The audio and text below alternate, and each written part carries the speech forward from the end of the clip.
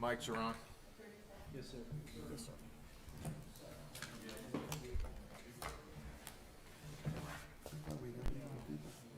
Well, I hate you got hurt like that. So you had the full concussion thing going on. Did you really? Yeah, that takes Barry out of it, doesn't it?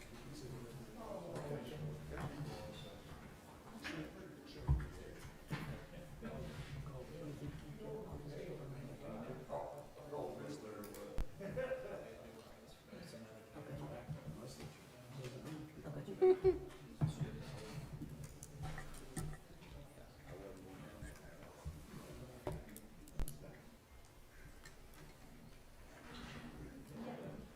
Okay, we're ready to go? We're ready, man. Riley, good? Good afternoon, everybody.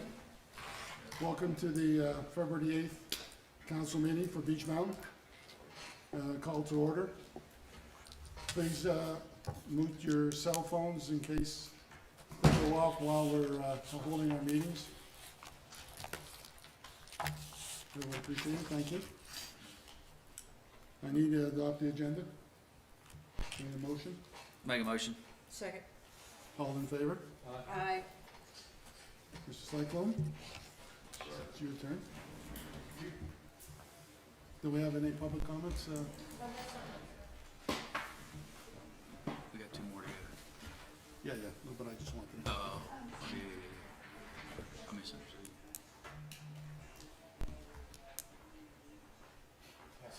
Yes, sir. Good afternoon, everyone. Scripture for today is from it's the 23rd Psalm, and I'm going to read it away. I'd never heard it read before. I got a new Bible. I want to try it out. It's a Message Bible, so you may not recognize the 23rd Psalm, but it is really. It says, "God, my shepherd, I don't need a thing. You have bedded me down in lush meadows. You find me quiet pools to drink from. True to your word, you let me catch my breath and send me in the right direction. Even when the way goes through Death Valley, I'm not afraid. When you walk at my side, your many shepherds' crook makes me feel secure. You serve me a 6-course dinner right in front of my enemies. You revive my drooping head. My cup brims with blessing. Your beauty and love chase after me every day of my life. I'm back home in the house of God for the rest of my life." I think I like the old one better. Most historians tell us that George Washington and Abraham Lincoln were the two greatest presidents our nation had. And it's kind of strange we celebrate both birthdays this month. And of course, Washington started it all, and he was born in Virginia on 22 February 1732, and his first term started 1789 to 1797. George Washington was the third tallest president that we had at 6'2". And one of the reasons of his greatness was the fact that he started it all. He didn't have anything to go by. If he had a problem, he couldn't say, well, so-and-so did it this way. He had to start everything and then set the standards for what the others did. One of the things that Washington did, a custom he started and carried over, was to, after 2 terms, to step aside. Some people wanted him to become king even, but he didn't feel like it should go longer than that. And this lasted as just a custom until after World War II, the Congress passed a law that made it mandatory on the two terms there. And the one exception to that, with all the presidents we had, was Franklin Roosevelt during World War II. And Roosevelt was elected to 4 terms, and he died in office, of course. Lincoln was born on 12 February 1809, and of course his greatness comes from the fact he was trying to hold our union together that Washington started. And Lincoln served from 1860 and was elected for a 2nd term, 1865, but of course he was assassinated by John Wilkes Booth right at the beginning of his second term. And I find it interesting that Abraham Lincoln was 6'4", and he was the tallest president that we have to serve. And to show you the difference there, the shortest, I'm sure all of you chomped at the bits, who was the shortest? It was James Monroe, and he was 5'4". The whole foot difference between the two men there.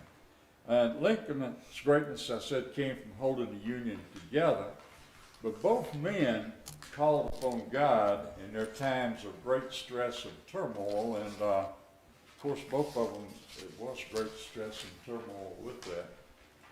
George Washington wrote the following prayer that was used at his second inauguration, and it went this way. It said, Almighty God, we make our earnest prayer that thou wilt keep the United States in thy holy protection, that thou wilt incline the hearts of the citizens to cultivate a spirit of subordination and obedience to government, and entertain a brotherly affection and love for one another and for their fellow citizens of the United States at large. And finally, that thou wilt most graciously be pleased to dispose us all to do justice, to love mercy, and to demean ourselves, and with clarity, humility, and pacific temper of mind, which were the characteristics of the divine author of our blessed religion, without an humble imitation of whose example in these things we can never hope to be a happy nation. Grant our supplication, we beseech thee, through Jesus Christ our Lord. Abraham Lincoln, of course,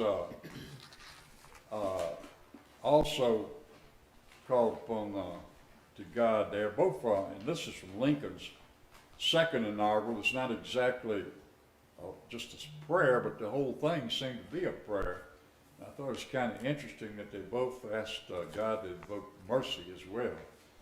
But Lincoln's second inaugural was something like this: that both parties depreciated war, but one of them would make war rather than let the nation survive, and the other would accept war rather than let it perish. But the war came. Both sides read the same Bible and prayed to the same God, and each invokes his sad upon the other. The prayers of both could not be answered. That of neither has been answered fully. The Almighty has his own purpose, finally, fervently, do we pray, that this mighty scourge of war may speedily pass away, with malice toward none, with charity for all, with firmness in the right as God gives us to see the right. Let us strive on to finish the work we are in, to bind up the nation's wounds, to care for him who shall have borne the battle, and for his widow and his offering, to do all which may achieve and cherish a just and lasting peace among ourselves and with all nations. Would you bow your heads, please? Lord, we thank you so much for letting us be here today. We thank you for letting us live in this place we call home. We thank you, Lord, for sending us men like Washington and Lincoln, and pray that you'll continue to send us people when we're in stress and trouble. And we ask your blessings and ask for wisdom for our President Joe, our Governor Roar, our Mayor Barry, for all our town council, and Lord, pray that you'll continue to bless the United States of America and Beach Mountain. Amen. Amen. Thank you, Cyclone. Thank you. Pledge of allegiance.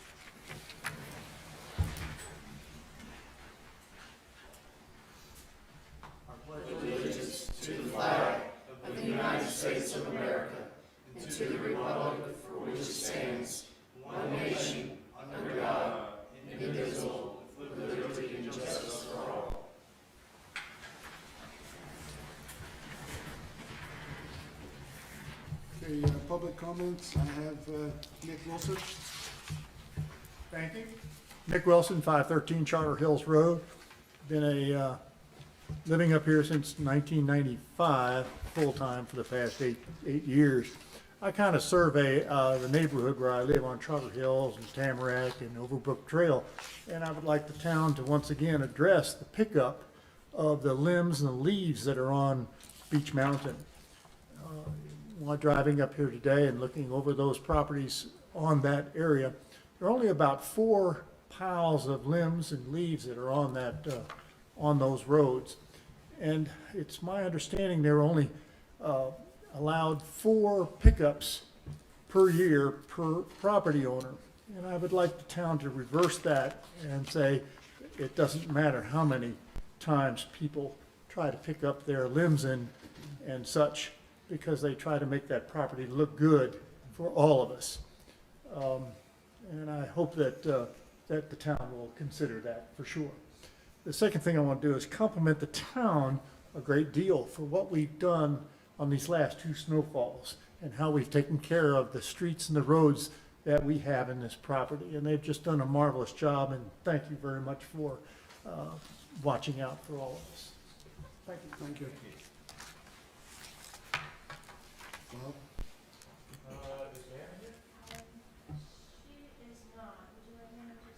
Nope, we'll move on. We had, there the local business was Therapeutic Massage at Beach Mountain, Vanna Holtzclaw. We contacted her today and she was gonna be here. She might have run into a delay, so we can move on. Okay. I need a motion to accept the consent agenda. Motion. I need a second. Second. All in favor? Aye.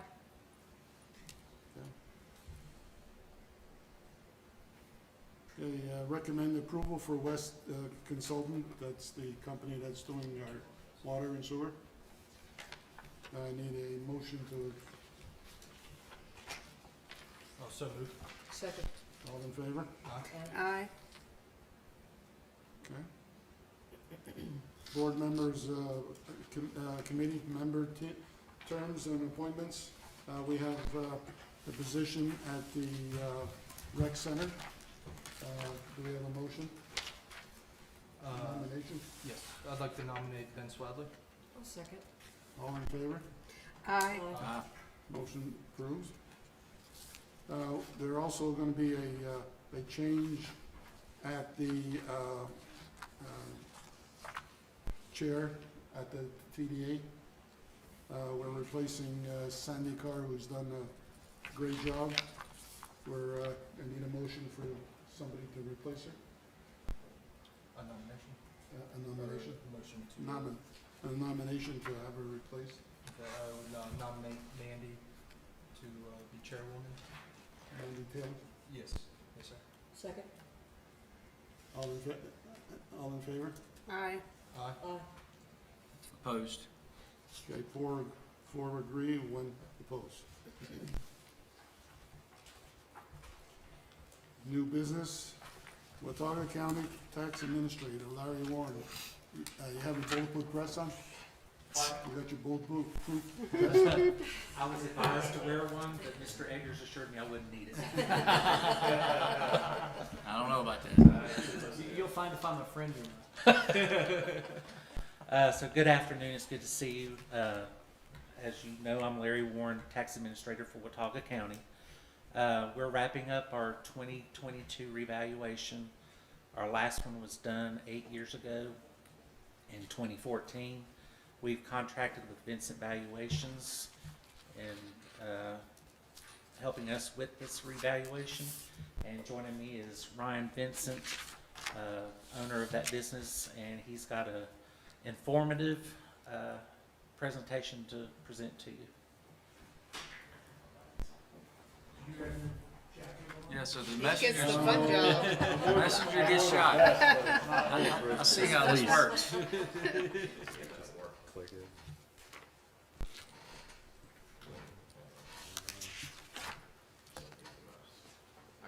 you want. Okay, that's fine. All right, so as Larry said, my name is Ryan Vincent. I own a company called Vincent Valuations. We assist county tax offices with their reappraisals. That's all we do. We don't do any fee appraisals. All we do is property tax work for counties in North Carolina. So what is a reappraisal? As Larry said, the last time the county conducted a countywide general reappraisal was 2014. The reappraisal is a process in which we go through each particular piece of property in the county and we revalue them based on current market values. And it doesn't matter if this property is residential or commercial or industrial, as long as it's real estate, we're revaluing it. That doesn't include boats, cars, things like that. Those are personal property. Those are revalued on an annual basis. So why do we do this? The state law tells us that we have to do it at least once every 8 years. Watauga County is on an 8-year cycle right now, and the Department of Revenue has recommended to counties to go on a 4-year cycle. I don't know what the county will do going forward, but for this cycle, we are on an 8-year cycle. So we touched a second ago on market value. So let's define market value. Market value is the most probable price that a willing buyer and willing seller would pay in the marketplace. So a couple things that are not market value. Let's say you were to deed a piece of property to your husband or your wife or a family member, and it wasn't listed with a real estate agent. It wasn't, everybody did not get a chance to purchase that property. We generally don't consider those market transactions. And the most important thing to remember here is that us at the tax office, we do not set market value. We're simply analyzing the market and taking a snapshot of the actions of buyers and sellers as of a particular day. That day for this cycle is January 1st, 2022. So again, the reappraisal is effective January 1st, 2022. The new tax bills that are affected by these new values will go out this summer. And we plan to mail notices to all property owners in the county at the end of March of this year. So a couple basic steps of the reappraisal. So the first step is the collection of the physical data. So we visited each piece of property in the county, and we bring all that information in, we key that in the system. Then from there, we analyze the sales. So we look at what are buyers and sellers paying in the market, whether it's by area, by property type, things like that. Then from there, we use that information and we develop what's called a schedule of values. Those are models that we use to assist us in the valuation of the properties throughout the county. So we talked about where our values come from. It's the actions of buyers and sellers. And there's a couple things that are difficult for us when we visit properties, when we look at this stuff. That could be, say for example, you have a 2-story house, but your living room has large cathedral ceilings. We might not know that. That's only a 1-story area right there in your living room. It's not a full 2-story like the rest of your house. Let's say you have a room over a garage. That room may or may not be finished. Those are some of the things that are a little difficult from our standpoint because we don't go inside everybody's house. I think if we knocked on your door and said, hey, we want to come in, I think we'd get a little bit of pushback. So the challenge is to take all of these sales and develop models and take all this information to try to get everybody a fair and equitable value based on what the sales are doing.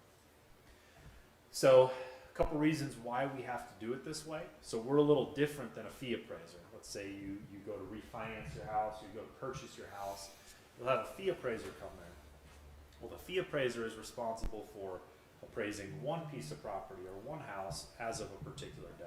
We're responsible for, in Watauga County, approximately 50,000 parcels as of one day. So we have to do things a little differently, but ultimately we're looking for the same thing, which is fair market value as of a particular day. So these methods are used throughout the country, throughout the counties in North Carolina. They're industry standard methods, and like I said, it's a little bit different than fee appraisal.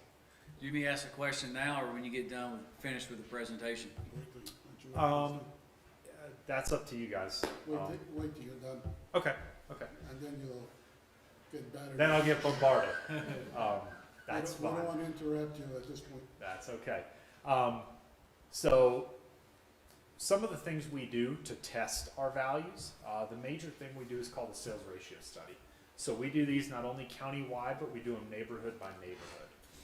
And a sales ratio study is simply taking the assessed value and dividing it by the sale price of a property that's sold. So state law tells us that we have to be at 100% of market value, meaning if I have a property that's sold for $100,000, I have to be as close to $100,000 as possible. If I have a property that's sold for 100 and I'm at 95,000, I'm 5% below, I'm at a 95% ratio. And vice versa, if I'm at 105 and it's sold for 100. Now, we're not gonna hit every single sale at 100%. That's not possible. We have other statistical measures that we keep in line with called, say, for example, the coefficient of dispersion. That tells us our spread on our sales ratio. But that's one of the statistics we use to check and see if we're in line with what the market's doing. So the next, I don't know how many there are in here, maybe 15 or 20 slides, you're gonna see a 2014 assessed value. You're gonna see a sale date, a recent sale date, and you're gonna see what that particular piece of property sold for. And then you're gonna see a percent change from the previous 2014 assessed value to the current sale price. And so this presentation is, we're doing this not only at the county level, but we're visiting all of the towns. So it's not just specifically for Beach Mountain, it's gonna be for countywide. So this first one here, this one is in Boone. It was assessed for 122, sold for 217, that's an increase of 77%. That's sold in May. So how would you calculate How would I calculate the what? the increase? How would we calculate the increase? You take the difference divided, the difference between the two values, and you divide it by the original value, the 2014 value. So the next one, this one was in Boone. This is actually what we call a double sale, so it sold twice within our look back period or our appraisal period. This one was assessed for 325. It sold in 2020 for 387. That's just an increase of 19%. But then you can see it sold again right about a year later, 13 months later. It sold for 441, and that's an increase of 36% from the original value. Next one is in Boone. This one sold for 159. Was assessed for 159. Sold in August for 150, and that's a decrease of 6%. Next one is in Boone. This is a 40-unit apartment building. Was assessed for 1.6 million. Sold in June for 4 million. That's an increase of 146%. Next one is another apartment complex in Boone. Was assessed for 3.5 million. Sold in October of 21 for 5.4. That's an increase of 54%. Then we move over to Blowing Rock. This one was assessed for 187. Sold in November of 2021 for 335. That's an increase of 79%. Next one in Blowing Rock also was assessed for 706. Sold in October for 1.2 million. That's an increase of 81%. Next one in Blowing Rock was assessed for 1.1 million. This one sold in February of 21 for 850, and that's a decrease of 23%. Next one, a couple more in Blowing Rock. This one was assessed for 4.4 million. Sold in February for 4.3 million. That's a decrease of 3%. Next one is a commercial building in Blowing Rock. This one was assessed right at $1 million. It sold in May for 1.3 million. That's an increase of 30%. Then we jump over to Blue Ridge Mountain Club. This one was assessed for 643. Sold in January, so about a year ago, for 1.1 million. That's an increase of 74%. Next one's in Powderhorn. It was assessed for 293. Sold in June for 356. That's an increase of 21%.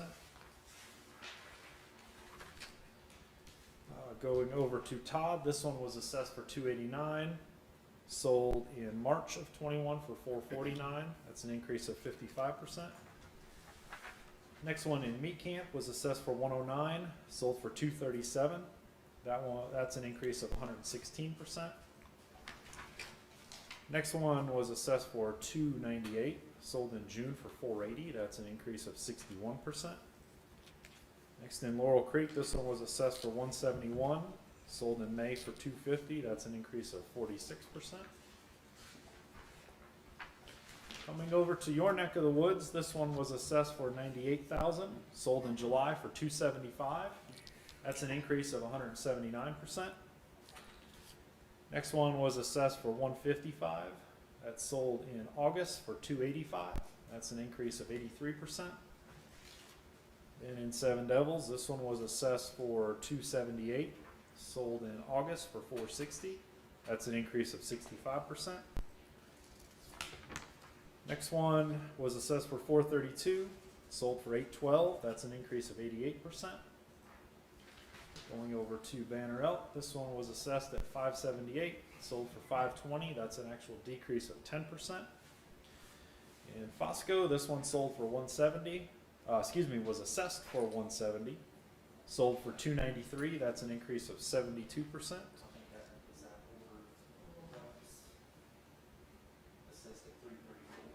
Oh, wrong slide. Sorry, I was on the next one.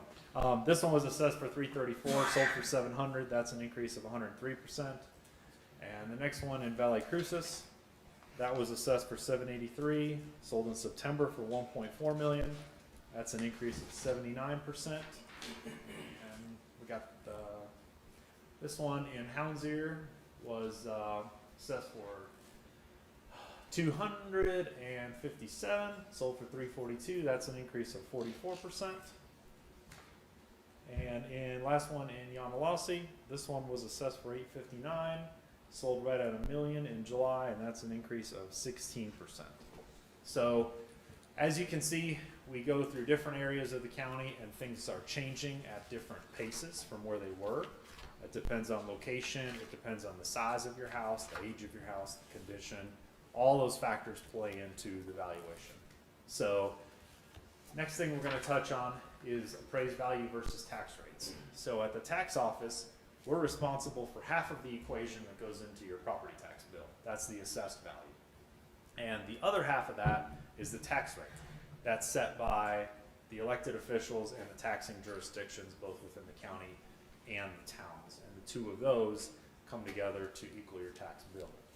Now, one of the questions that we tend to get when the notices go out is, hey, tax office, what's my tax bill going to be with this new value? Well, we don't know the answer to that because the towns and the county don't set their tax rates until later on down the road. So we don't know what the taxes, how this is going to affect everybody's taxes. So you get your tax notice in the mail at the end of March, and you look at it and you say, I don't see any problem with this. I think this is a fair value. You don't have to do anything. If you look at it and say, well, I'm not really sure what to do, we ask everybody to go through a 3-step process. That's review, compare, and appeal. So the first thing is, go online and review your information. Make sure we have your square footage listed correctly. Make sure we have your bedrooms and bathrooms listed correctly. Make sure everything seems reasonable with what you actually own. Second thing, if you've reviewed your information, everything seems correct, is go online and compare your property to other sales. So there's a couple things we're doing for this reappraisal that I don't believe have been done in Watauga County before. The first thing is everybody is going to get a pamphlet with their reappraisal notice. It's going to cover some of this information we covered today about the how and why of the reappraisal.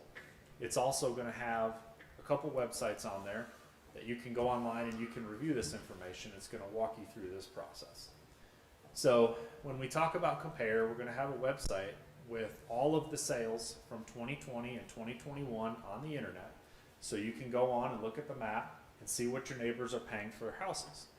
Not all of us follow the real estate market, and so we might not know what our neighbor paid or what the person down the street paid for the house. So we ask that you go online and compare your house to other people's houses and see if your value is in line with what things are selling for. And the third step is if all your information is correct and you've looked online and you've compared your property to other properties and you still disagree with your value, then we ask that you either go online and file an appeal, or you can fill out a form and mail it into our office.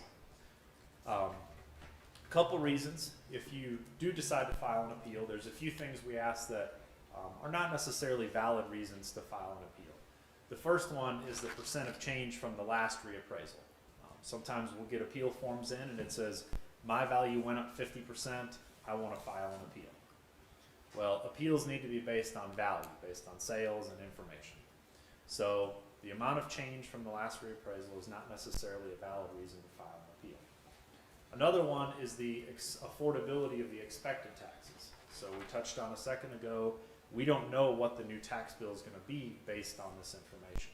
So We ask that you not file an appeal based on the fact that your tax bill may go up, because it may go up and it may go down depending on what the rates do. One thing I do want to touch on with this is there are programs that are dictated to us through the state. There's a veterans exemption, and there's elderly and disabled exemptions, and there's also farm use exemptions if you grow trees or have cattle or have timberland, to where you can either get discounts on your tax bill or you can get deferred value on your tax bill, which is ultimately a discount. If you know anybody that might qualify for these, we ask that you have them call our office. We'd be happy to walk you through these programs and see if you qualify. There is income limitations for those. Like I said, that's dictated to us through the state. That's not something that we at the county set. Those are statewide programs. And lastly, another reason to not file an appeal is the level of service provided by your county or local government. So a couple things we are looking for if you do file an appeal. The first and probably most important is comparable sales.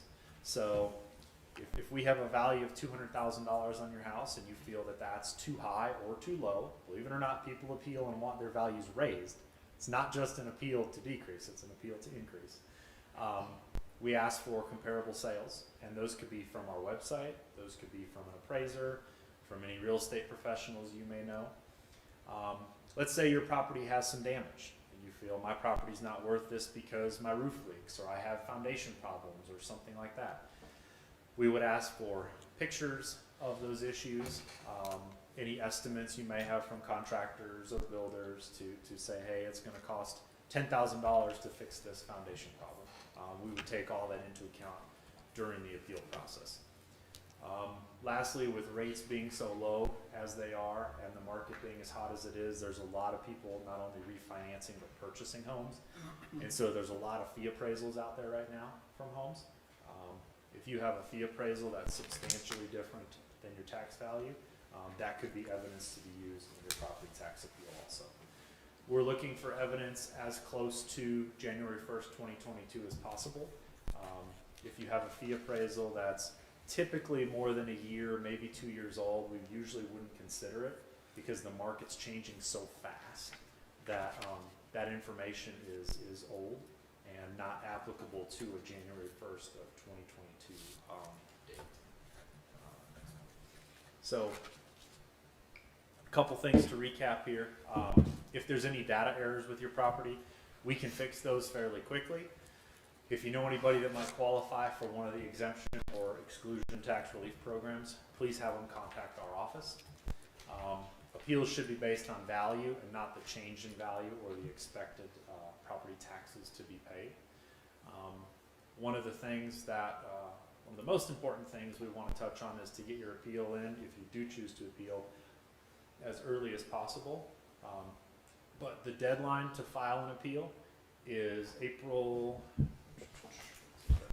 26th at 5, I don't have my glasses on. April 26th at 5 p.m. Anything that comes in after that will be considered untimely and will go forward for the 2023 tax year.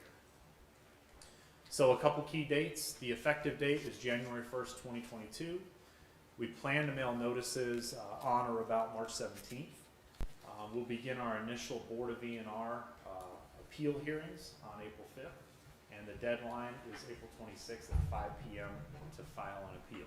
And the first tax bills impacted will go out this summer. So again, April 26th at 5 p.m. Got to be in by then, otherwise it's considered untimely. And that's all I got. So I'll take whatever questions. I have several questions. So if the cutoff date's January the 1st, and let's say if you added 2,000 square feet to your home, but the home is still under construction, it's just got a roof over the new part of the construction, how do you value that? Yep. Do you So value it on square footage, or yeah. what do So you think? yep. So either one of our appraisers or one of the county appraisers will visit the property, and we'll look at what's the. Let's just take for example a brand new house. If this house was 100% complete, let's say it would be worth $500,000. But right now, it's only 50% complete because it's dried in, maybe the plumbing's roughed in, but it's only 50% complete. Take that building value of 500,000 and we'll back it off 50%. And that's what you get taxed on for that year. So you get taxed on basically a percent complete. And we do something similar for renovations. Renovations are a little bit more tricky to deal with, but that's how we do it. We do it based on how the house sits January 1st. And that's a statewide date. That's not our date. That's how every taxing jurisdiction in North Carolina looks at how the property sits January 1st of whatever year. So what was the percentage of increase 8 years ago? I do not know that. I do not know that. I don't have any information from 2014. I can say that for Beach Mountain, last reappraisal was a decrease. Okay. You know, you mentioned fair market value, and that's very subjective because right now is a seller's market, and there's a lot of disposable income with being a buyer's market, and these prices are so inflated. And I hope that, I don't recall ever seeing times like this when real estate values have appreciated as much as what they have. I mean, you've gone from, or not you, but we've gone from 55% up to 179% increase. And I hope that the reappraisal values or the new tax rates are fair and not inflated following or mirroring, what the market is, because this is unprecedented times. We're tasked by state law to appraise as of what market value is. So that's a willing buyer and a willing seller. And fortunately, if you're on one side, unfortunately, if you're on the other side, the market is hot right now. And we have to look at what would your property bring if it was listed on the market as of January 1st of 2022. So is there a cap? There's no cap. No cap? There's no cap. Mr. Chairman, I think the, one thing that the council and also the county are required to do when setting the tax rate is to report what's the revenue neutral rate. So in other words, the tax rate for the county is 0.403. So when that appraisal goes from the county side, they would have to report what the revenue neutral rate would be. So if it's gone up in values, the revenue neutral rate might be 0.34 or something like that. It's ultimately up to the commissioners and then also this board for the town to set what that is, but the revenue neutral rate is required to be reported as a factor. And revenue neutral rate, can you explain that? Yes, sir. That's essentially saying based on whatever the new values are, for the town to bring in the exact same amount of money in taxes that you brought in last year, it will tell you what that rate is. Okay. I thought that's what it was, but I wanted to Yes, sir. clarify that. Sir, if you could educate me, why does the county or the state not do the average over the last 8 years? What do you mean by that? So why would we just look at sales from when it's hot right now, 2020, 2021? Because we're looking at a valuation date as of January 1st, 2022. So we don't, this is the right way to say this, but we don't care what a property sold for in 2014 because we're not valuing it based on 2014 information. We're valuing it based on January 1st, 2022. So we look back for a year or 2 years to figure out what have properties been trading for in that time frame and what would it sell for if it was sold on January 1st, 2022. And one of the things we've seen, we've seen just some, like you said, some very dramatic increases. I can give you an example of some townhouses. I won't tell the location, but there's a group of townhouses. They're all very similar. We have 2020 sales that are in the mid 300s. We had 4 of them in the mid 300s. We had one sale come in the summer of 2021 for $700,000. So we looked at that sale and we said, okay, that sale's an outlier. We're going to go with the 4 that we have here because we got more data around here. Well, before the first of the year, 2 more townhouses sold in there one for $750, one for like $790. So that tells me that my market as of January 1st, 2022 for those townhouses is in that mid to high $700,000 range. So the properties that sold in 2020 were in the mid 300s. Properties that sold very close to our appraisal date were in the mid to high 700s. And those weren't renovated properties, that's just purely market increase. Does the county feel, I mean, that this is sustainable? I can't speak for that. I'm hired Yeah, to try to figure out what market value is based on buyers and sellers, so I can't. Yeah. And then my last question, you probably can't answer it either, is a projected increase?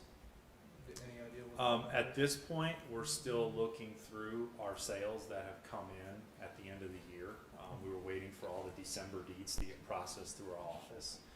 So we're still looking at that. So at this point, we're not comfortable giving out any increases or decreases based on area because that might change. I know Larry will communicate with towns, or Darren will communicate with the towns the increases as we're ready to release those, as we get closer to the notice day.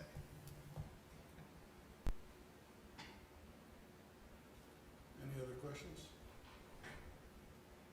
Anybody, better not say that.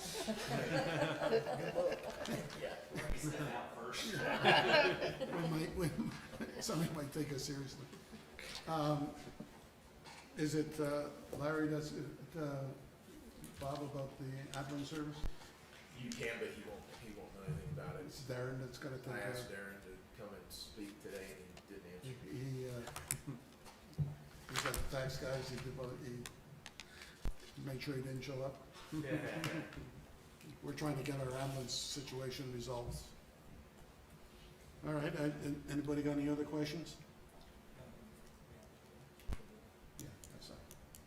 Thank you very much for your help, or not help. We get to go to the next town and do this at 5:30, so. I wish you luck. Yep.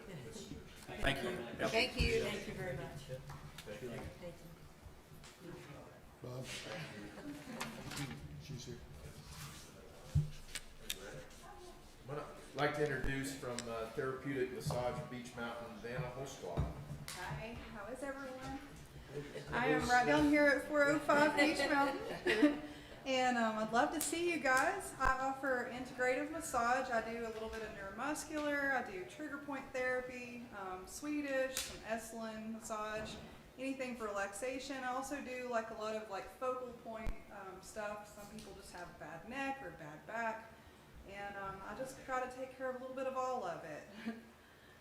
I do hot stones as well. I usually include hot stones in all my massages. And it just kind of just like loosens everything up. And of course with this winter, you know, everybody's kind of tensed up. So that really helps everything. And that's pretty much it. Is it strictly by appointment, I'm walk-in? sorry? Strictly appointment, walk-in? Yeah, strictly appointment. I live over in Tennessee, so I like to have at least a day's notice, and that way I can get over here and everything. I just try to schedule them on the same days as much as I can. I'm a little bit slower in the winter time, so try to get everybody in as much as I can on the same days. But summertime, I'm usually here 5-6 days a week. So, Okay. and I offer mobile massage as well. So. Oh, really? That's great. What was your attraction at Beach Mountain? What brought you here? Actually, it was my first job when I was 16. I worked at Beach Mountain Club. I used to clean down there. And I met Judy Porter, who was the previous owner of Therapeutic Massage. And she was wonderful. And we traded massages and everything. And I worked with her that summer for about 2 months. The following summer, I bought it from her. That's great. Nice. Awesome. Yeah. Thank you for being on Beach Mountain. Thank you. Thank Thanks for you. having me. Thank you, Vin. All right, we have the impact study on the Appalachian Trail. Appalachian Trail. Whitehead. Eagle. Well, it's close. It's only 5 miles, it's only 10 miles away. Thank you, Council, for having us here today. I've asked Dr. John Whitehead, he's a professor with the Economics Department at Appalachian State University, to join us. He led this study along with some students, And really, we sought after to really see what our trails bring to the town other than just enjoying it. You know, I want to be able to quantify what we really are doing, with our department building and maintaining trails and looking to expand. So I needed some reasoning to continue that other than just me wanting to do it. So I reached out to Dr. Whitehead, and with the help of the TDA, so special thank you to them as well, we were able to get this done. So I'm going to turn it over to Dr. John Whitehead. Thanks, Sean, and thanks y'all for having me up to talk about this study. Like Sean said, my name is John Whitehead. I'm a professor of economics over at App State, and I've been doing studies like this for community partners, mostly in Boone, for about over 10 years. The idea is to partner with a community member, get students involved to learn the research process, and it's a win-win situation. The partner gets a relatively free or inexpensive study, and students learn how to do things. So, so I met with Sean about a year ago, and Kate at TDA, and we talked about the feasibility of this study, and it was more complicated than most, and I'll talk a little bit about that. So we'll talk about how the data was collected, and then just some demographics of people who come up to Beach, and then some of our findings. Yeah, so in terms of data collection, we had, I recruited 4 students, 2 undergraduates and 1 graduate student, and Catherine Uva is here. She's a graduate student at App State, and she really went above and beyond in terms of working in data collection in this report. The students, we had T-shirts that identified them as survey enumerators. We had road signs located at Emo Trail, at the rec center, and 1 other location, Upper Pond Creek Trail. And the road signs had a QR code where if there was no one there, they could attach their phone to it and go to the survey. The survey was online that way. The students had cards that they passed out, rack cards with a QR code on the back, where people could, we didn't want to bother them while they were having fun. They could throw it in their car, and when they got home, if they wanted to do it, they could use a QR code. And I'll leave some of these out here if you want to grab one on your way out. You can, the survey's still open. You can take a look at it. It's we're not collecting data anymore, so you can play around with it all you want. So in terms of some of the results, well, we had the students made about 40 trips to Beach. They were instructed to go to Emo and then drive through to some of the other trails and see if anyone was there, to see if they could pass out some cards. We passed out about 500 cards, so between that and the QR codes on the signs, we got about 400 responses from trail users, and 374 of those provided usable data. The study was mostly in the summer months, June, July, and August. We had some responses through Labor Day in September, and right after Memorial Day in May. Okay, so in terms of just who's coming up here, 41% heard about the trails from friends and relatives. 17% got the information from the website. 52%, so about half of the trail users that answered the survey were from out of town. 39% were seasonal or part-time residents, and 9% were full-time residents of the town of Beach. Typical age between 45 and 64. Typical income between 125,000 and 150,000. That's household income. And then the average distance traveled up to Beach was 241 miles, and 55% of the respondents are female. Okay. So almost all of the respondents had visited the trail since Memorial Day weekend. It's possible to grab one to find the sign and do the QR code and not actually be on the trail. So 28%, 16%, 15, and 18% had visited trails 1, 2, 3, and then 18% 10 or more times over the course of the summer. Okay, and then 80% of the trail users said that they were going to use the trails again before Labor Day. All right, and the trail users like the trails. 88% are very satisfied, and 11% are somewhat satisfied with the trails. And we received comments and gave those to Sean, and he has positive and negative comments that tends to be pretty useful. So it's important in terms of thinking about economic contribution to an area to not consider the money spent by locals. So from here on out, I think we're focusing on out-of-town respondents. So the travel parties are relatively large. Almost all of them were 3 or more people. And then 73% of those trips to beach are overnight trips. 79% stayed in the town of Beach Mountain. And of those who stayed in town, 81% stayed in a rental house, cabin, or condo. And then others stayed other places. So we are interested in whether people were going to come to beach and never come back again, and that's not the case. 31% definitely will come back, 26% probably will, and 24% are not sure, but about 19% are one and done, or they've been coming up for a long time and they don't think they'll come back.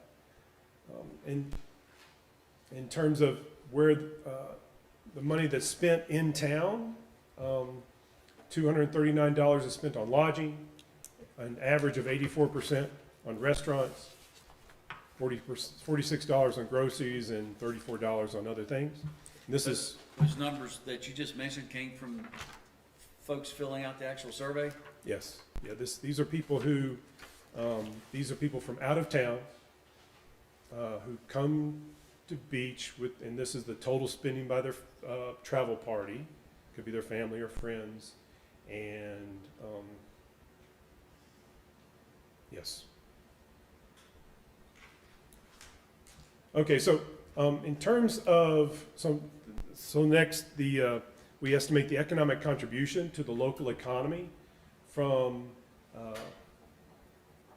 these visits, and one assumption that you make is that the trails are one of the most important reasons why the visit is made. So we have we have information on people who come up to the town, but it's hard from just that survey to get a handle on how many trips come up are in total. So we use the trail counter that's at Emo Trails over the summer months, June, July, and August. And then we make assumptions based on our survey of how many trips to beach are made by people from out of town.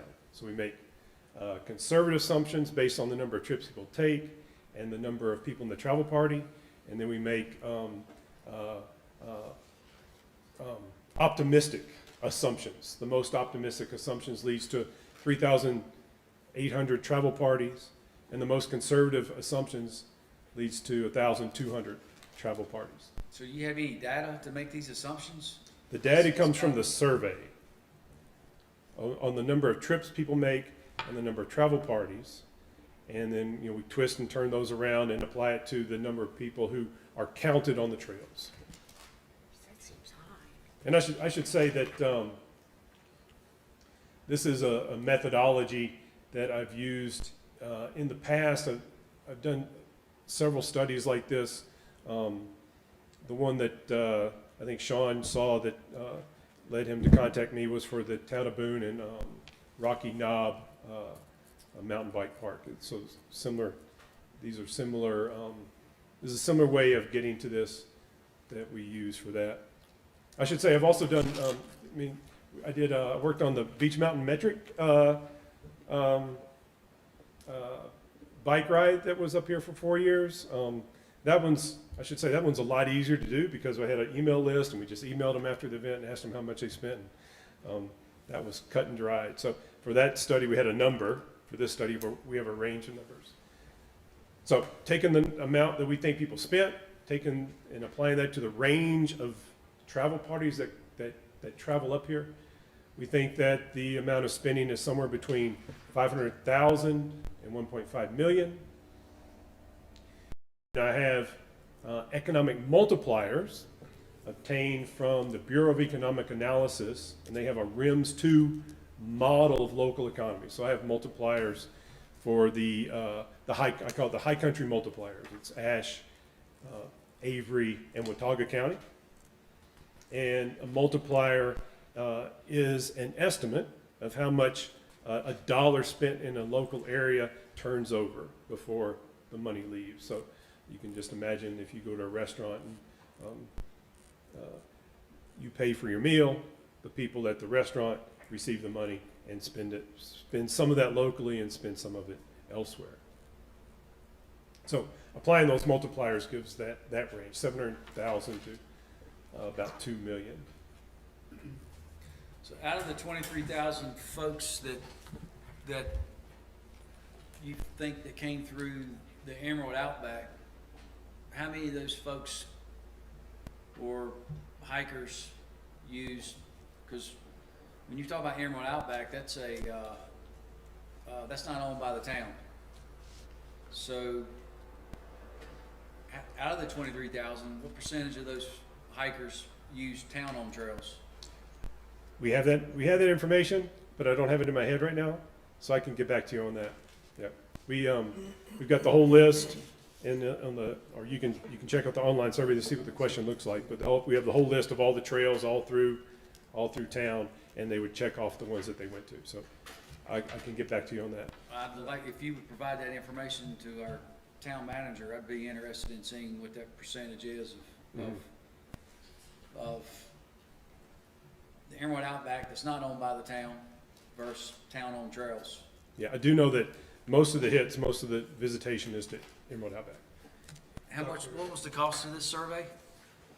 I just can't experience that today, and it came over just a little over $4,000.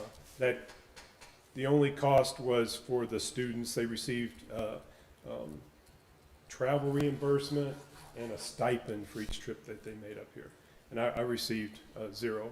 Dr. Whitehead, on the 23,000 that visited the Emerald Outback, would that be trips going in and then coming back out, so they're counted twice?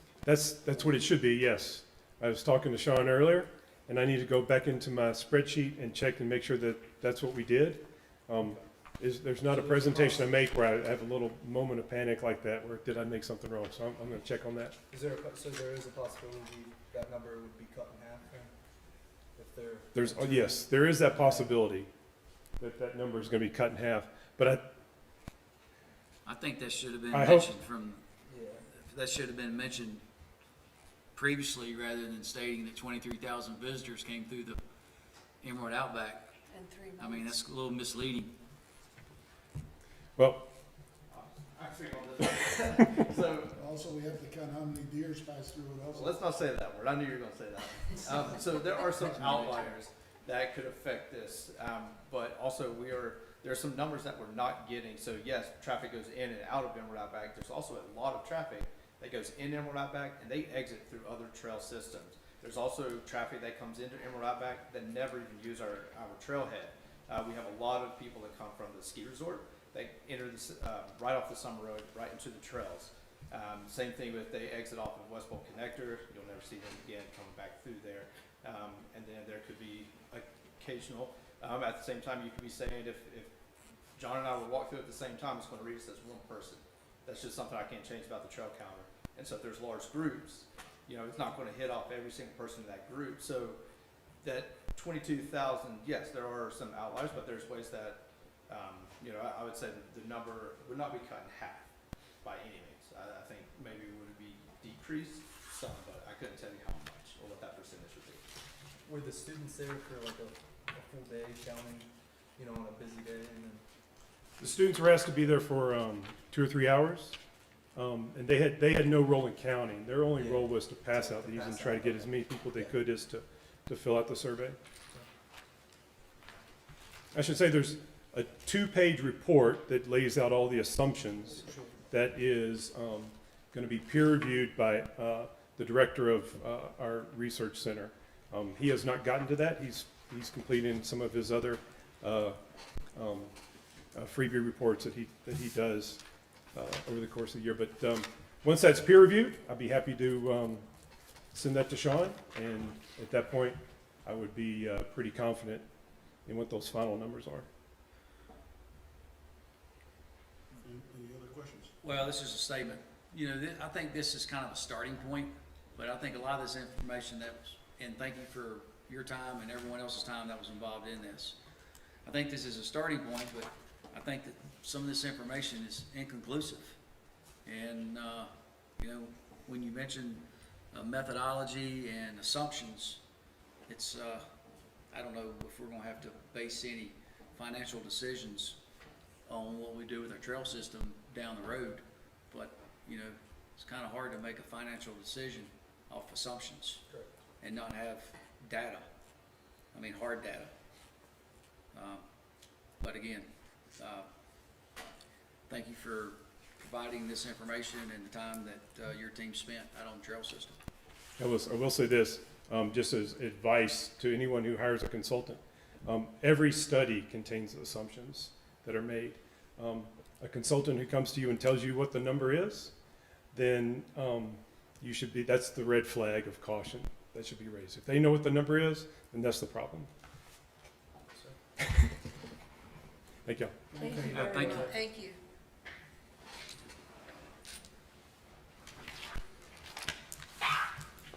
Seems low, Yeah, very low. yeah. And that seems super high. Yeah. This is summertime. This is summertime numbers. Cameron? The speakers, can we lift the volume? Get- What page is what I was, what page was that? 8. What, how much? 80 out of 125. This could make sense, but this is June, July, and August. That's when we were absolutely packed.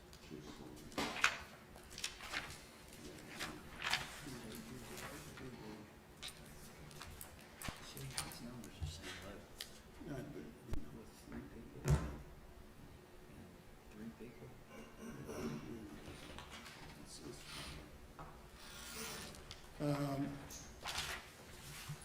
9.3, parking and towing ordinance. Staff recommends approval of the proposed amendment. Any conversation on the proposed amendment? Yes. Any discussion? 9.3. Or, I mean, discussion. What did I say yes to? You said You yes. said yes, you wanna go to the bathroom? No, I want Well, to I talk had- about it.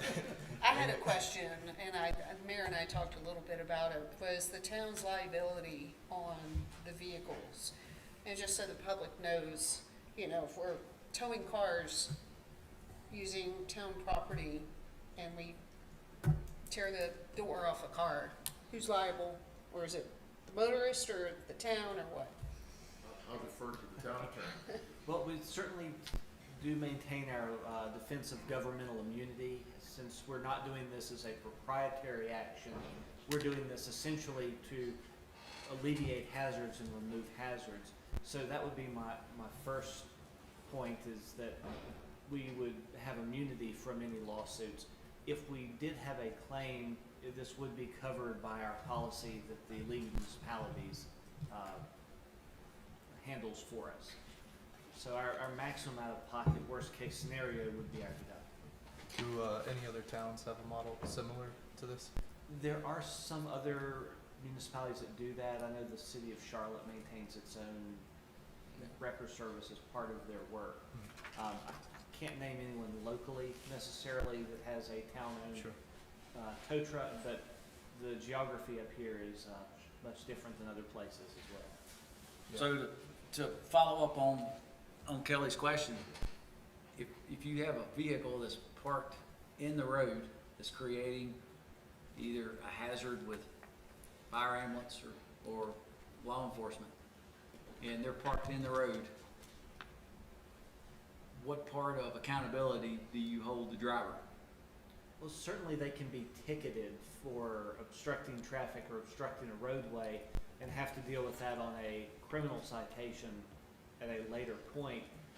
The practical problem for the town manager is a citation that someone has to deal with 30 days later doesn't cure his problem of, Sure. do I push this vehicle with my fire truck or my snowplow, or how do I get this out of the way? And the cost of the vehicle, has that been determined yet? No, it hasn't. Okay. If you would approve this, we would prepare a budget amendment for you. We would go out and the idea is to purchase a used vehicle, tow truck, and assign, as it said, assign it to the police department. Police department. Chief, And then what's- the license for the person operating the vehicle, is it gonna be one specific employee, or will it No. be several employees, or? Several. Okay, Yep, we will use Public Works and off-duty PD, police officers. They'll be trained in how to use the equipment, similar to any other piece of equipment. It's, when we buy a snowplow, for Right. instance. This is no different than a piece of equipment that we'll use during those times. Chief, what's the education behind the police department purchasing it through their budget? Well, I don't know that I'll propose it through their budget, might be through administration, meaning why do we choose the police department? By tagging it as a police department law enforcement vehicle, it allows us to not have to comply with the private towing regulations of the state for profit, for hire.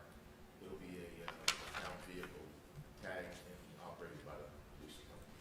Public Works gentleman is driving it and is involved in a wreck. Is there? Same. That would be the I mean, same as because it's a any other police car, vehicle. is what I'm saying. No, it's any town vehicle Okay, can be operated by town employees. town police. Yes, sir. The badging on it? How will that? We really haven't got that far. Yeah. You know, if it comes red, I'm not gonna paint it white. Yeah. I mean, town logo. I'm partial to red.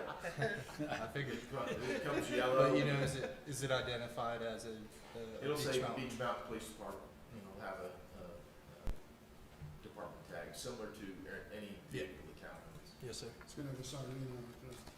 and where are the vehicles gonna be stored? Up at Public Works, or are we gonna just charge them to park in our parking lot? For short term, for this winter, we'll use Public Works, the old recycling center. We have plans to have, build a compound down by the water plant. Chief, if this model doesn't work, what do we do with the truck? Sell it. Sell it. So we're really not in that. Again, I don't see it any different than us buying a snowplow or Sure. a backhoe. Little background, you know, we used other pieces of equipment to accomplish the same task. It didn't go well. And my staff and the town attorney convinced me that we should purchase the proper equipment to do the task. Yes, sir. Not only for safety of the people operating it, but to the councilman's point, damage to the Sure. cars we're towing. So this proposal is to do that, ask you to let us purchase the proper equipment to do the job. Yes, sir. And no additional personnel, will we use existing Correct. employees? So Chief, just to clarify, this vehicle, the purpose of this vehicle would be to remove, a car that would be stalled or on the side of the road, or something that we would need to remove immediately.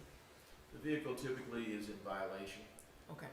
It's both state traffic law and town ordinance. Okay, I asked the question because, our attorney has said that, you know, Charlotte has this, but we're an unusual situation circumstance. For the sake of the good graces of the support that we have from our private, High South and Exxon, I'm sure there's a lot more towing going on with weather. So I guess I'd like to keep in good graces as a town with them, because I know it's a separate business. Am I saying this right? I'm Yeah. trying- I just- I get what you're saying. That sparks a thought. Why would we not, and you might already have the answer, why would we not contract them out to do it?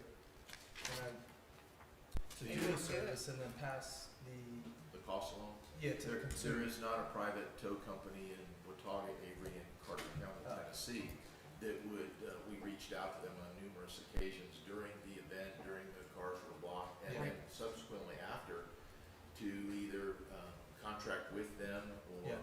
or rent their truck so that we could do it, and they're not interested, Oh, okay. Okay, which is what forces us into Yes. what we're looking doing at. something ourselves. Okay, The only thing I don't like, I like the concept, and I don't think we can get hurt too bad. If it doesn't work, you know, we can just sell it. yeah. The only thing I don't like is if we tag it, or not tag, if we put on their police department, the perception, if I'm visiting or if I'm not heavily involved with the town, and I see a police tow truck, I'm gonna think that's an on-duty police officer towing vehicles instead of doing his job. That's the perception. I know that's not the reality, but that's the only thing I kind of struggle with this project. I don't know what the perception would be. Hopefully the perception would be, don't park your car in the middle of the street. Police department tow truck's gonna tow you away. Good point. Just to give you a sense of the issue, 2 weeks ago, we had 13 vehicles at one time blocking the public roads. Oh, wow. The intersection of Pine Ridge and the Parkway was completely blocked for over 24 hours. Wow. We could not get a tow truck in 3 counties to come up and move those. The cars were cited, and Tamarack Road was blocked, Charter Hills was blocked, Raven Road Tamarack's always was blocked. blocked in the middle with a vehicle and a trailer, and the houses to down Raven Road on the other side of the blockage, the renters couldn't get to their house. Yeah. More importantly, we couldn't get an ambulance or a fire truck. Because they couldn't get the emergency vehicle down there, could you? And so we attempted using equipment to move that vehicle, and that's why this proposal is before you today. Yes, sir. I guess we should keep in mind also that these need to be winter vehicles, the tow truck. It will be With the full chains and coverage. all that kind of good stuff should be part of it. I think by having the police department on the, I understand Jimmy's point, but I think by having the police department on the side of the truck, is probably gonna give it more bite. Yeah. Bite I would agree with you. that, I mean, May bring some more awareness, even if you parked it. don't mess with the police. Exactly. Also, we will not interfere with private companies, because we're not gonna be doing private people's towing. Right. We're strictly doing the roads that are blocked. Right. We're not, if somebody's parked in front of your driveway, we're not coming and towing the car. Yes, sir, and the same for private parking lots. If Mr. Accardi's business has a vehicle that's been there for a week, it would not be appropriate for the town tow truck to go move that vehicle for him. Chief, if we vote on this, when would we get to implement your idea, or staff's idea? Next We're snowstorm. working on it right now. To be honest with you, if you don't approve it, we'll have to come up with another alternative. But the staff has been working on it since last week. Oh, cool. We've been battling this for a long time, and I know in years past where streets have been blocked up here, they've abandoned their vehicles, there was nothing that could be done. And it was gonna be hours, if not a day, before a tow truck could get up. I mean, back a few years ago, my road was blocked, and they told me it'd be 24 hours. Oh, wow.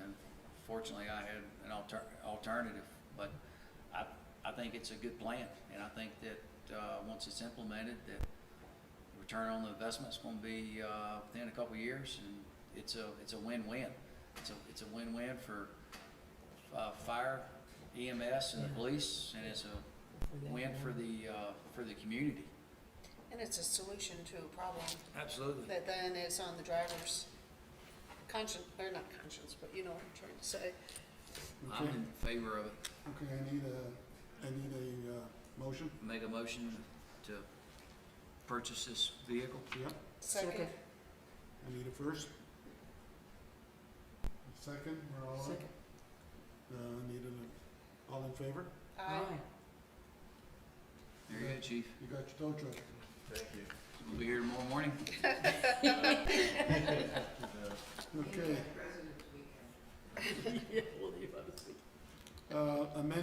town fee schedule, 9.4. Any discussion on the schedule? I was just gonna say you're cheaper than High South.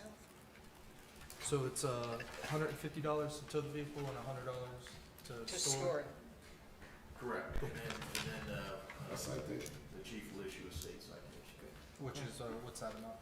It varies. Oh, varies. Yes, sir. I wish that we could educate our visitors that if they come to Beach Mountain, they need four-wheel drive. I just, Well, you got a big flashy sign down the road. I had a, Four-wheel drive. And tire We're change. changing. When they go right by. I had a vehicle on my street Saturday night that was stuck, and actually we couldn't leave, and I pulled them out, and they didn't have four-wheel drive. They didn't have front-wheel drive. And I said, why did you come to Beach Mountain and not be prepared? And she said, well, we just made a bad mistake. No, we got a lot of people like that, unfortunately. Yep.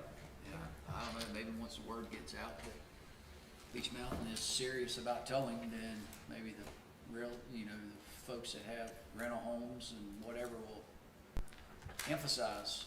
I know we've put together documents for short-term rentals. This should probably be something added to it so they're aware of the costs. Okay, I need a motion to approve the fee schedule. Make a motion? Second. All in favor? Passed. Bob, you're up. Any questions on the financials? I have one.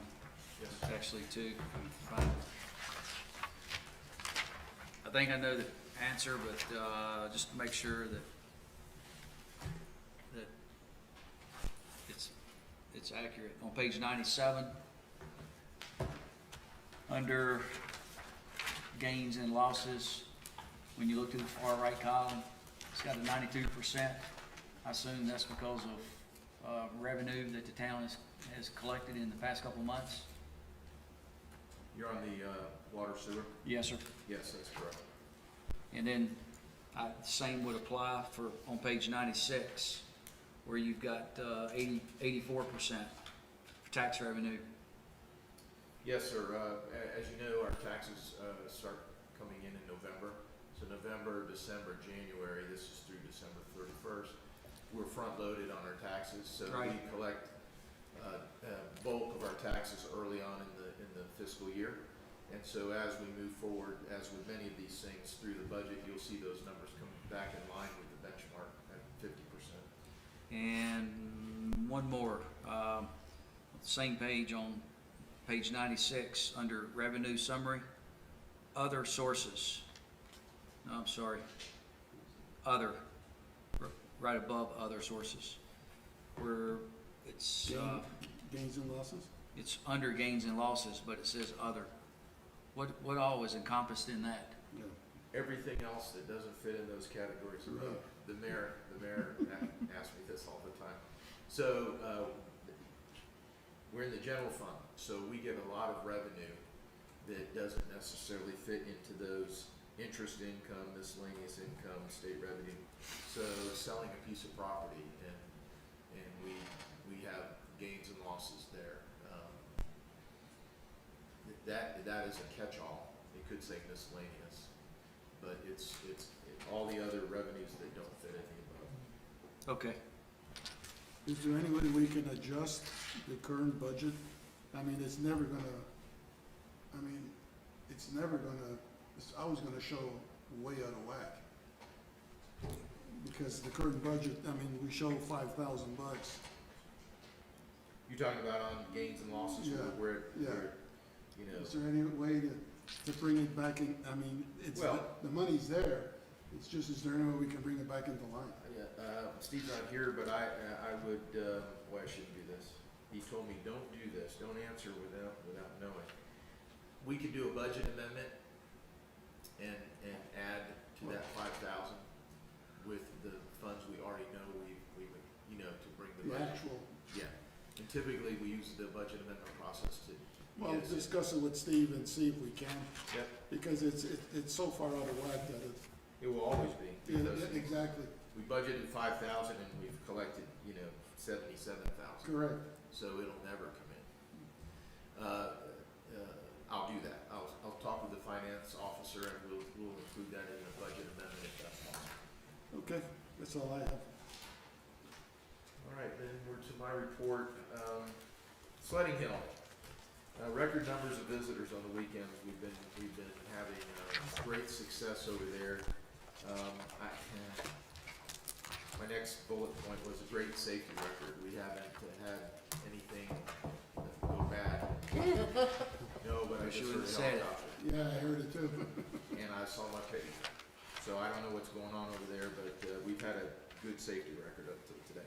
The snowmaking's working well. The tank well situation is working well. It's adding to the positive on the bottom line because we're not paying for potable water. The parking lot, we've been 100% plus occupied on weekends, mostly on Saturdays with the overflow at the old Public Works building. Because of the situation on how we've set up the pay to park, we're selling those extra spaces over at Public Works. So people pull in, the parking lot is full, they want a place to park, they're being directed over to the old Public Works, and oh, by the way, use this code to do that. Chief, do you think that the town's going to exceed the expectations of what the revenue is going to be? No, Or I don't think is it in line? I don't think we're going to exceed it. I think, as I told you when we put this together, we took a swag at it.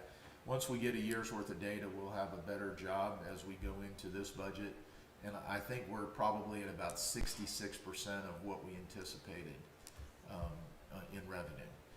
We're really slammed on weekends, but during the week, it's, there's 15 cars over there. That's swag and the same thing as an assumption, is it? It is, but I didn't want to use that. So the net, the town has netted almost $16,000 year to date from the parking lot. So that's in the black. That's after expenses. So we're doing well, but I think as we go through the slower months, we're not going to see those kind of revenues. No. The old recycling center, which we talked about at the retreat, as I told you, we have plans to get it cleaned out. It is being cleaned out. We'll be removing the building and taking down the chain link fence, and then we'll address that in our budget with you on the improvements to that area. I would, when you get a chance, take a look at the website. We've added 2 sections. We've got a how do I section, which each department was asked to give us their routine calls that came in, what calls always come in, like where do I take my trash? And we put that into how do I section, and there's probably 100 questions there that we answer online. Hopefully it'll help the public. And we also added a button for short-term rentals. And we took all the short-term rental information, all the regulations, all the things that the town deals with on short-term rentals, and we put a button on the main page so that if you are in a short-term rental business, you can click on and see what the regulations are. And if you're doing a short-term rental, you can click on that button and see what the property is supposed to do. The Lake Coffee Project, we're working on it. We still don't have an agreement with the resort. The resort provided their flow data to the engineer. That's being reviewed. The resort wants to make sure that they have sufficient flow from the new reservoir going forward before they agree to such a long lease. But we're nothing to worry about. We're proceeding post-case. Wish I could say that about the EMS station. Everything is in place. The town has done everything we needed to do within our time. I talked to Mr. Sullivan today. He's the owner-operator of Watauga-Medics. He informed me he's got everything ready to go. The truck is in place, the personnel, the station's there. What we don't have, again, is something we don't control, is the written agreement between Watauga and Avery County. And I've reached out to both county managers and haven't got a response from both. The last time I talked to the Avery manager, Philip Barrier, it was still being reviewed and his team hadn't got back to Watauga yet. So it's dragging on. And I shared with him that, we don't want to have an incident where there's a medical emergency and there's a huge delay while we have all of this hardware and personnel in place, but we can't use them. So I'm hoping that we'll get that moved along at the Avery side, and the Watauga managers assisting as well with that. But please remember that you signed the agreement with Watauga. Watauga approved it. All that's done. This is between the two counties. Chief, is there any liability on Avery County if there's a situation where the response time is being compromised because it's going to take an hour 15 minutes for EMS from Avery County to get here, versus if the unit would be on Beach Mountain, response time could potentially be within minutes? Well, because you asked about liability, I want to defer to the town attorney. I was waiting for Governmental immunity is a pretty powerful defense in that regard. It's more a political issue for a responsive government to meet the needs of the citizens. So it's not necessarily a legal liability question. It's is this in the best interest of the citizens of Avery County who live in this area to have this unit closer to them, for why the commissioners should act. This is an important topic, and I would think that Avery County residents would be behind this and create a little bit of a stir to the county commissioners, because it's only going to improve Avery County's response time to the residents. Is that not correct, Chief? And I think that's an important point, that by the town of Beach Mountain funding this additional unit, it will free up all those calls that Avery County is running in Beach Mountain today, and will better serve the remaining areas of Avery County. So each Avery County resident will benefit by the town of Beach Mountain making this expenditure and putting this unit up here. And I think that's an extremely important point, because Avery County political bodies need to understand that this is a benefit to their taxpayers that they represent as well. Thank you. Chief, you use the word political. Do we need more political support from a higher level to make some calls to explain the importance of that this needs to be expedited? Well, I'm probably the worst person to ask about politics, so I'm going to sort of hedge here. I would like to work this out between staff, between the three managers, and let the managers work with their elected officials. What I'm concerned with is that if we use the political route, and I may be wrong here, probably. I don't, politics are strange things, and people dig their heels in then. And I am comfortable at this point that I still think we can work this out through the three managers, myself and the two county managers. If we need to go in that route, it may prolong the end result, and I'm results oriented. I want the unit here today. Right. So, but it's dragging on. But I'm going to have to defer to my political body here. I'll do what you tell me to do, but I'm concerned that we get some heels dug in, and then it takes longer.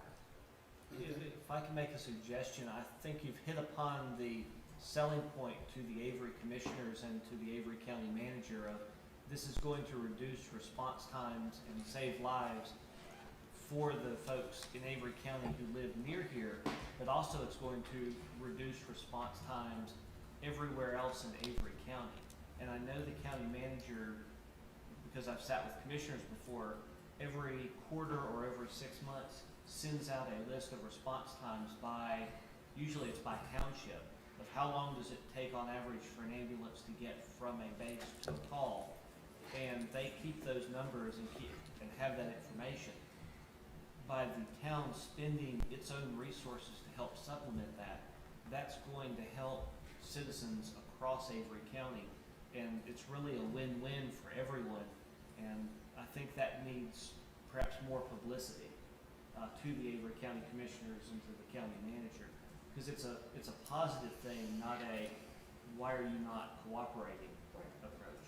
Well, I At this point, I agree with Bob. I think we just need them to try to work it through. I think once we get too many hands in the fire, then, like you said, they'll start putting their heels in the sand, and then they'll really hold us up. I mean, it comes to the last resort, and I think, yes, we need to publicly get involved. But at this point, I think Bob has a good relationship with both. And at this time, they're still talking, so, you know, nobody's avoiding phone calls. So I think at this point, we'll just let them try to work it, but eventually, if it doesn't happen, then we're gonna have to figure out another way. I agree with you. However, they've had 6 months to review this, and it's kind of is that not 6 months, if not longer? That's what I'm counting. And it's been plenty of time to review this contract and make a decision. And I don't know what's going on behind the scenes, but obviously they're dragging their feet. And For something that's extremely important. yeah, and I mean, I agree with Ford that, you know, it needs to be made public that this will save lives. You know, maybe unfortunately, you know, it's gonna have to take a situation in somewhere in Avery County where something went sideways and somebody said, why did it take an hour for the ambulance to pick up my son or pick up my daughter or pick up my mother? Well, the ambulance was on Beach Mountain. It was out of service. Well, it was in service, it just wasn't in Avery County. I think we're gonna have to come to I agree with what Chief Budden is saying, but at some point we gotta say, okay, when are we gonna draw a line in the sand and try to take a different approach? Well, as soon as our town manager tells us that he's used all his resources, and then he feels he's at a dead end, and at that point, we go to the next plan. But at this point, he still feels very comfortable that he can get it done. So I just think that, you know, politics is a funny game, and it doesn't take much to turn somebody off.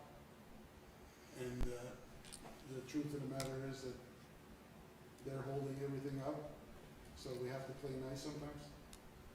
And I think this is one of the nice situations. Have we made any progress with Avery County in the past 6 months? Yes. Measurable? Well, yes. The manager and I speak. I call him once a week, usually to ask, you know, how we're doing and what the issues are, and like the mayor says, he returns all my calls, and we do have conversation, and we discuss what's holding it up and what the issues are, and what can I do to mitigate those issues and maybe be the go-between. Because again, this is between Watauga County and Avery County, and not Beach Mountain. It affects us, but we're not a signatory to that agreement. So I would say yes, we've made progress, and it's measurable. Okay. That's all I've got, Mayor. Okay? I just noticed that the solid waste has gone down. It has. That's another reflection of the dumpster program, commercial waste. I think we'll see that over the next 3 months. We'd like to see the slow season, see how that is addressed. If I might, the overflow that you approved last month for dumpster customers was used on a few occasions by those customers, and both parties seem to be happy with the arrangement. It's not being used as a bypass, and it's not being used as an everyday thing because of the price. So the Pinnacle took advantage of it. They were appreciative, and were able to solve some of their issues. Good. This sounds like that was a I did notice that the extra compact container was not in this normal spot. It went to Christie Village. Oh. Christie Village is about ready to open back up, and they were the last dumpster customer. Okay.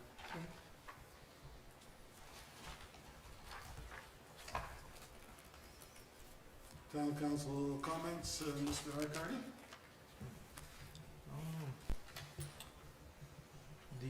let's see. The reason we, I'll be brief on this, the rotating of the chair for the TDA was we received 3 out of the 5 board members, either emails or phone calls, requesting that change, and we felt that was the direction we needed to head. And I appreciate the lovely text messages and emails I've gotten during this meeting from those couple people. So those are my comments. Aaron? I'll piggyback off that and just say very simply, you know, the purpose of the council is that we're always approachable when we have concerns and people bring them to us, regardless of what it would be. The point of the council is to be able to work with the town manager and work, you know, with groups to be able to move forward. And I think we've done a pretty good job of that, not wanting to pat us on the back. The reason I'm saying that is because the goal is to be able to move forward and work collaboratively together. And if we disagree and have different points of view, we still should be able to work together. Because if you don't, as we have seen on many occasions, you don't advance and there isn't progress.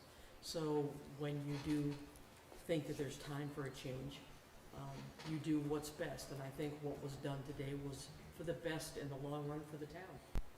And that would be very simply all I would say. I'd also like to thank Chief, as well as the employees that have done just a great job with the snow removal, the salting, and everybody that's had to deal with the influx of the crowds that we've had the past 2 snowstorms, which to me have been bigger than what I've ever seen at Christmas. Not this past Christmas, because it was unseasonably warm, but it just seems like we've just been overwhelmed the past 2 snowstorms. You know, if it snows, they're coming, and they do in mass, which has been great, but it's also extremely tedious on everyone, right down from police to the roads to the garbage. So, just a job well done handling a huge amount of people. Monet, Ms. Monet? Yeah, agree with Jimmy and Aaron, and just to throw some numbers out there, there were close to 1,500 visitors to the visitor center, part of the TDA, during the month of January, an occupancy tax of $192,000, and then total revenues for lodging on Beach Mountain was $3.4 million. So this is a very important board and department for us, and harmony and collaborating together makes a big difference. Thank you. I wanted to touch bases on what Vice Mayor said. It's the first time I called you Vice Mayor. That doesn't sound right. Jimmy? Even though it was a 4-1 vote, I'm not opposed to making changes. I've heard, just whispering that there was somewhat of a disconnect between some of the players with TDA. Unfortunately, with my work schedule, it's a time commitment to try to make it to the meetings, and I wanted to educate myself firsthand on something that I'm voting for or against. So I just didn't have enough information to make a decision there. Secondly is that with our recycling center, there was a presentation done back 4 or 5 months ago, 6 months ago, and part of that meeting was educating the users of the recycling center, and it seems like that there's still a fair amount of material that people are attempting to recycle, and the rejection rate down at the landfill is still pretty substantial. And my suggestion would be on days where we have 2 or 3 employees that are at the, and I saw this past weekend firsthand, where I think if we would have taken, one of those 2 or 3 employees that are at the recycling center and put them, station them or post them up down at what I said recycling center, there where the convenience center is, and take one of those 2 or 3 employees and post them up at the recycling center to see if we can decrease what's being thrown into the landfill. That can be done. So, We'll do that. and hats off to the staff for keeping the roads clear. You know, even though it's their job, they're doing it well. And Sean, thanks for not leaving halfway during council meeting. You stuck it out. So appreciate everyone that's attended. Yeah, but his eyes have been closed. Yeah. Actually, he's been working pretty hard. He's pretty much almost by himself out there. I went to see him yesterday. It was him, myself, and I. So Good team. he's really doing an outstanding job. There was a few people out, and Kate was out skiing, and not out on the beach, but you know, somewhere out west. But I mean, you kept the doors open and kept everything going, so that's great. You know, every time councils make decisions, not everybody's going to agree with us. And it's a no thank you job, but sometimes we have to make hard decisions, and I think we made a hard decision, and unfortunately there's some people just sending us some texts that don't agree with us, but that's their prerogative and that's fine. But I think we made the right decision for the town and for what the TDA stands for. So, that's all I got. I know we don't have too many citizens left, but does anybody have any comments they want to make? Okay. Mr. Wagner, do we have a motion to adjourn? We do. I'll make a motion to adjourn. Do we have a second? Second. Very good.